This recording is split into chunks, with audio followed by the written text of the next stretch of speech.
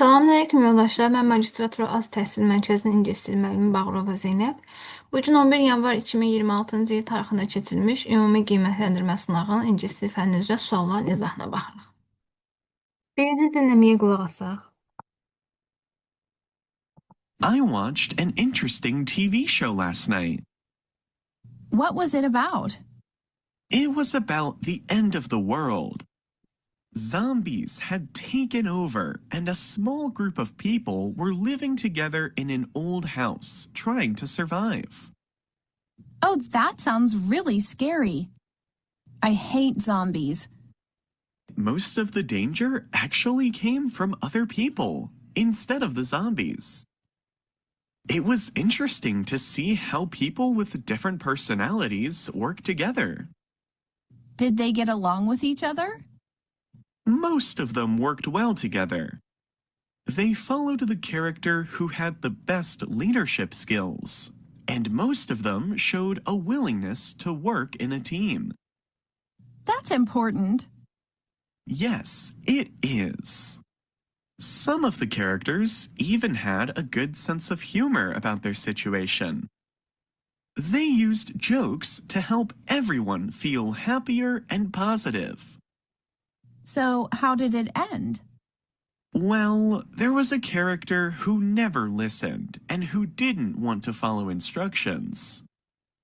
He fought with everyone and was never willing to listen to other people. One night, he got into an argument with another character, and the noise attracted the zombies to the house. Oh no, were the people okay? I don't want to ruin it for you, but it did not end well for them. Deməli, dinləmə nədən bəhs edir? İki nəfərin dialoqudur. Biri bir film izləyib, axşam həmin film zombilərlə bağlıdır və izlədiyi film barədə məlumat verir. Baxaq bir-bir sualların izahına.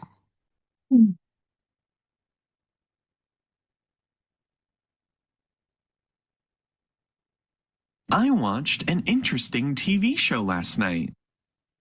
What was it about? It was about the end of the world. Zombies had taken over, and a small group of people. Zombies had taken over. Zombilər dünyanı ələ keçirtmişdilər və insanlar kiçik bir daxmada xilas olmağa çalışırdılar. Qulaq asaq. Were living together in an old house, trying to survive. Oh, that sounds really scary. I hate zombies. Most of the danger actually came from other people.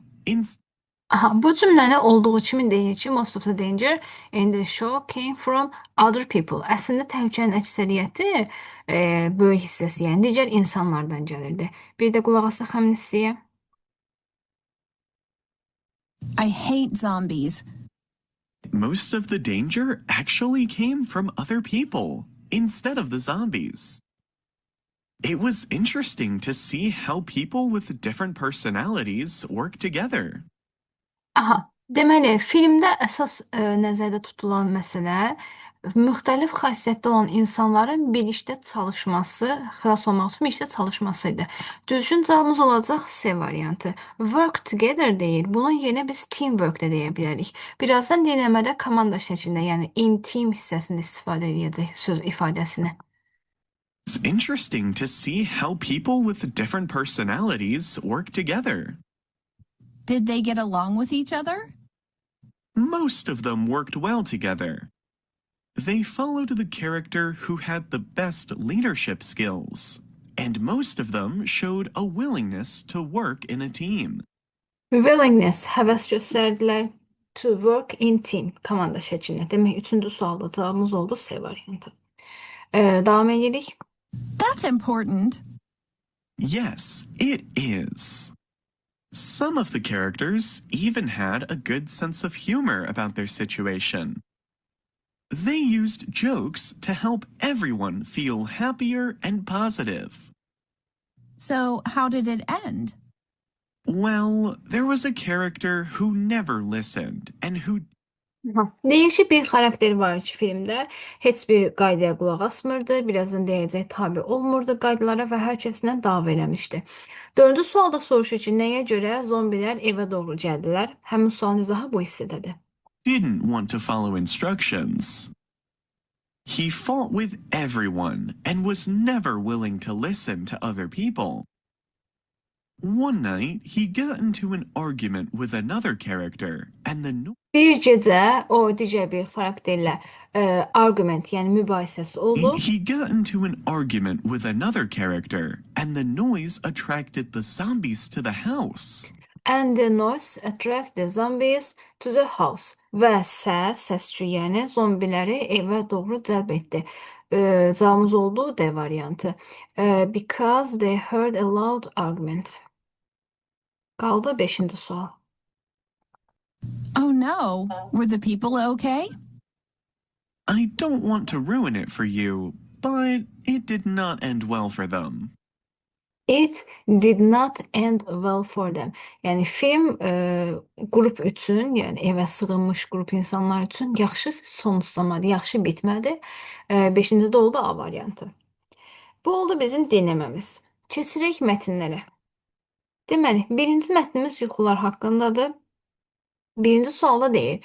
In the past, rulers sometimes ask for dream interpretation. Interpretation nə deməkdir? Interpret sözünü bilirsiniz. Tərcümə etmək, bir dildən digərinə çevirmək mənasında. Dream interpretation da yuxuların yozulması deməkdir. Deyir, keçmişdə rulers, hökümdarlar bəzən yuxuların yozulmasını istəyirdi. Həmin sual cavabı burada verilib. In ancient times, kings and queens often ask wise men to explain their dreams. Bura qədər. Deməli, oldu. Birinci sualın cavabı yes, true. İkinci sualda. In Persian belief, water in dreams can symbolize disturbance. Persiya, yəni Fars inancında su bəzən narahatlığın, ixtişaşın simvolu kimi qəbul edilir. Aha, amma ikinci abzasda bizə deyir ki, in Persian tradition, seeing water in a dream is thought to mean peace and purity. Tamamilə əksindəyir. Demək, bu oldu cavabımız false. In European tradition, roses in dream are linked with romance. Avropa inancında qızılgül romantizmlə əlaqələndirilir. Yes, cavab buradadır. Some European beliefs say that if you dream of roses, it's a sign of romance. Okay, bu oldu true. Scientists all believe that dreams are messages from the universe. Alimlərin hamısı inanırlar ki, yuxular universe-dən, yəni kainatdan bir mesajdır. Amma üçüncü abzasımızda deyir ki, scientists explain dreams as natural activity of the brain. Alimlər yuxunun beynin təbii bir fəaliyyəti olaraq qiymətləndirirlər, izah edirlər. Buradakı they are much of than that nə deməkdir? Bu digər insanlar inanırlar ki, but for many they are much more than that. Bu yuxu yəni təkcə beynin fəaliyyətindən daha artıq bir şeydir. Başqa mənəvi mənaları var və s. Demək ki, bu alimlərin fikri deyil, alimlər bu cür düşünmürlər, oldu false. Daha doğrusu alimlərin hamısının nə barədə düşündüyü deyə qeyd olunmuyor burada. 7-ci sualda ikinci abzasımız nə ilə başlaya bilər? Deməli, bilirik ki, abzas nə ilə başlaya bilər tipli suallar işləyəndə həmin abzası bütövlükdə nəzərə alırıq. Çünki bu birinci cümlə topic sentensdir və topic sentens bütöv abzas barədə məlumat verməlidir. Baxıram, ikinci abzasın Yaponiyada yuxunun necə yozulduğu, Fars ölkəsində necə yozulduğu, Avropada necə yozulduğu, yəni müxtəlif ölkələrdə, müxtəlif ərazilərdə yuxunun nə mənaya gəldiyindən danışır. Demək ki, o zaman B variant different cultures connect dreams with love, luck and destiny. Oldu. 7-ci də B variantı. Davam edirik 8-də. Okay. Destiny. Destiny tale deməkdir. Future that is meant to happen. Gələcəkdə baş verməsi nəzərdə tutulan gələcək, yəni qarşımıza çıxacaq olanlar. 9.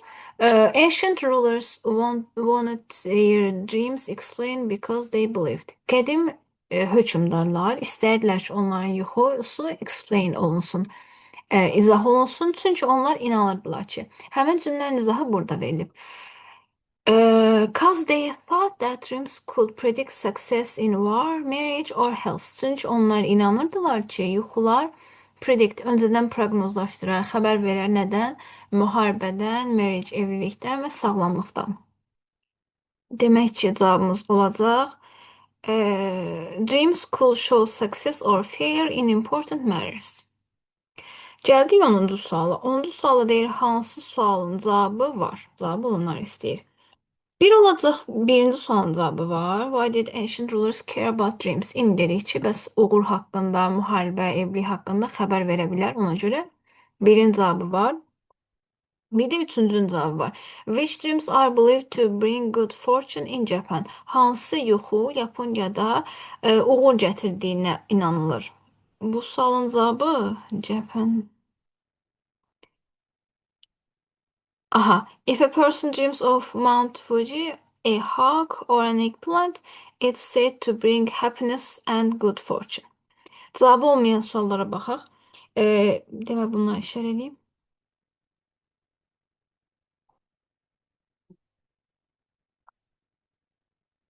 İkinci sualın cavabı yoxdur. Which is the most common dreams in the world? Ən çox rast gəlinən yuxu, hər kəs tərəfindən görülən yuxu, ortaq bir yuxu, yəni hansıdır bunun cavabı yoxdur. Bütün alimlər nə ilə razıdırlar yuxu barədə? Yəni bütün alimlərin fikrindən soruşur. Burada general bir view verilib ki, bəs alimlər bunu bu cür izah edir, amma bütün alimlərin fikri budur, bu barədə bir şey yoxdur. Mətndə in which country may seeing someone in a dream suggest that person thinks of you. Hansı ölkədə bir insanı yuxuda görmək həmin insanın sənin barədə düşündüyünü xəbər verir. Bu qızıldərili inancındadır, amma mətnimizdə bu yoxdur.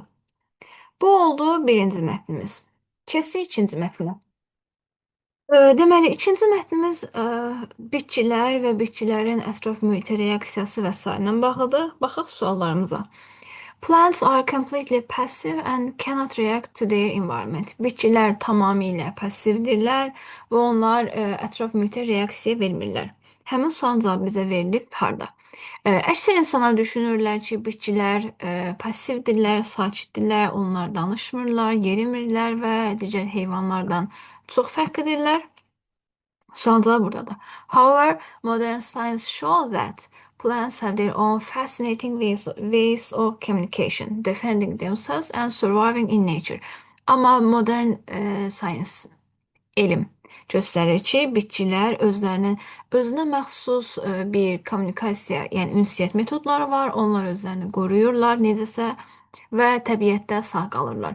Demək ki, they are not passive and they can react. O zaman birinizde oldu cevap B variantı. İkinci sualda plants use roots only to absorb water and minerals. Bitkilər köklərini sadəcə su və mineralları absorpsiya etmək üçün istifadə edirlər. Buradakı only sadəcə deyə tərcümə olunur. Xeyr, səhvdir. Çünki bizə mətndə deyir ki, deməli underground roots are not only searching for waters and minerals, not only but also nəinki o, həm də bu deyə tərcümə olunur. Yer altında bitkilər nəinki sadəcə su və mineral maddələr axtarırlar. But also talking to other plants. Həmçinin də digər bitkilərlə danışırlar. Kommunikasiya vasitəsi olaraq demək ki, cavabımız oldu false. Sonra some plants make their leaves taste sweeter to defend against insects. Bəzi bitkilər make someone do something vadar etmək deyə tərcümə olunur. Bəzi bitkilər yarpaqlarını dadlı dadmağa, belə deyək, şirin dadmağa məcbur edirlər və yaxud da edirlər ki, yarpaqları şirin dadsın. To defend against insects, böcəklərdən qorunmaq üçün. Həmin sualın cavabı verilib bizə harda? Baxaq. Some release strong chemicals into the air to make their leaves taste bad to insects. Bəzi bitkilər havaya xüsusi güclü kimyəvi maddələr ifraz edirlər ki, yarpaqları pis dadsın. böcəklər üçün. Demək bu da swearer olmadı da bad oldu. O da oldu səhv, false. Plants may release scents to attract insects that protect them. Bəzi bitkilər nə edə bilirlər? Xüsusi iyilər ifraz edə bilirlər ki, insects, böcəklər onları qorusunlar. Bu da bizə verilib. Yenə eyni abzasda other send out scents that attracts the natural enemies of their attackers. Onlara hücum edənlərin təbii düşmənlərini cəlb edəcək iyilər ifraz edirlər. Bu oldu true.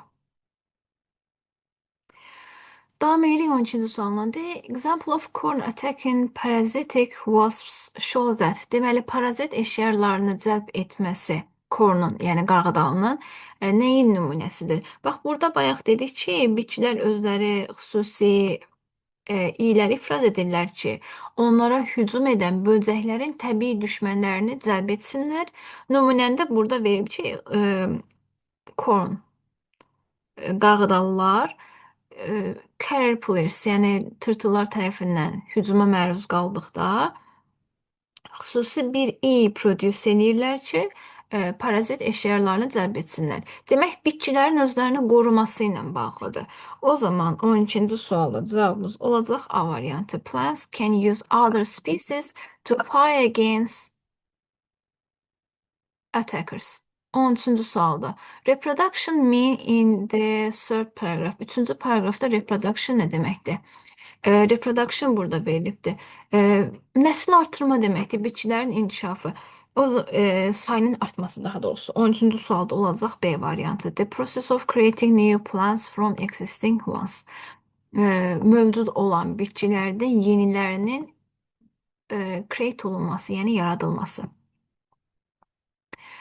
14-cü sualda when it comes to danger, plants are not as helpless as they appear.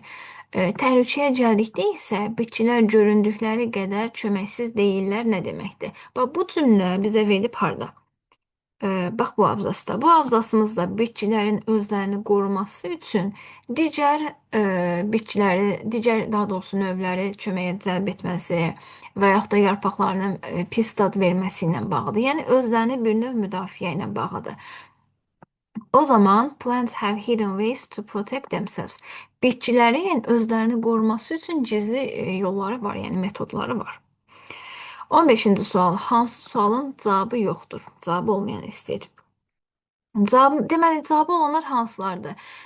Nəyə görə corn, yəni qarğıdallar parazit eşyarlarını cəlb edirlər?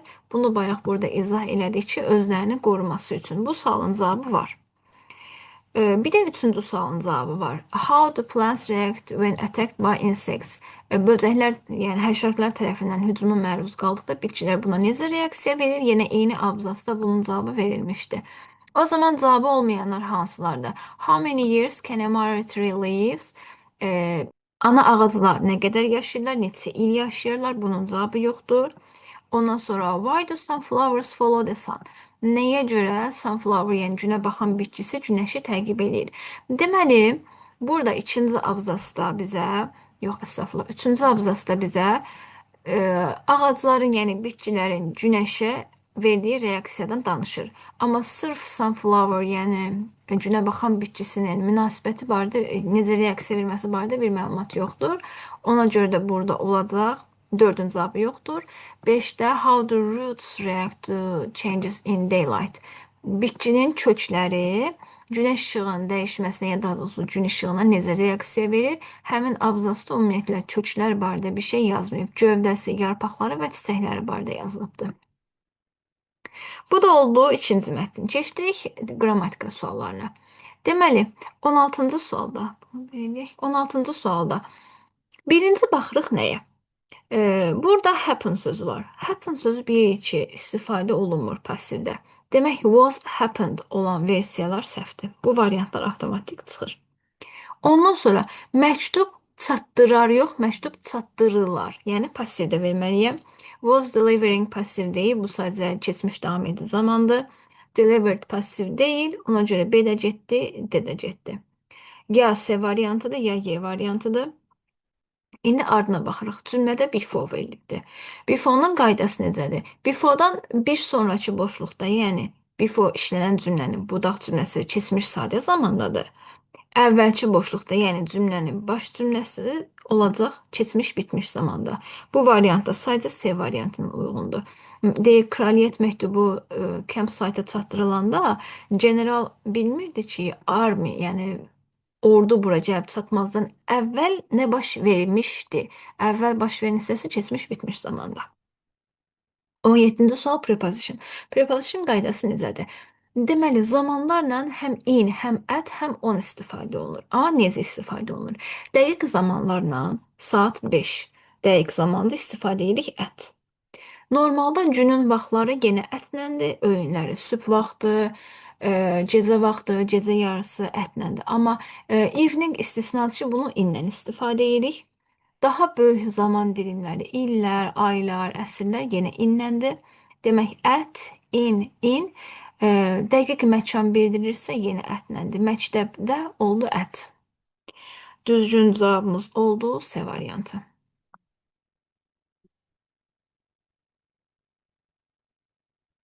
18-ci sualda qayda necədir? Birincisi, burada had cümlənin əsas feilidir. Hardan bilirik? Çünki özündən sonra isim gəlirsə, bu had əsas feildir.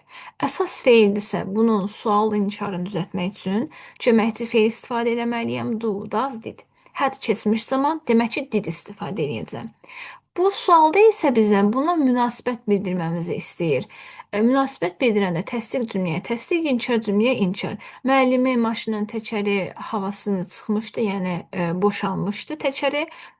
Demək təsdiqdə münasibət bildirməliyəm. A, D, B variantı getdi. Hədd dedik əsas feil olunca köməkçi feil verməliyəm. Düzgün cavabımız oldu E variantı. 19-da dialoqları işləyəndə necə işləyirsiniz? Birinci, verilir sual, sonra həmin suala hansı cavab veriləcək? İki-iki qoşa-qoşa düzürsünüz. Ondan sonra əgər ssenariyə uyğun şəkildə düzmək lazımdırsa, yenə sualları və onların cavablarını qoşa-qoşa yazmaqla yaza bilərsiniz. Açıq sual olmadığına görə çox da çətin olmayacaq. Deməli, cavabımız necə baxırıq? Birincisi, baxaq nə verilib bizə.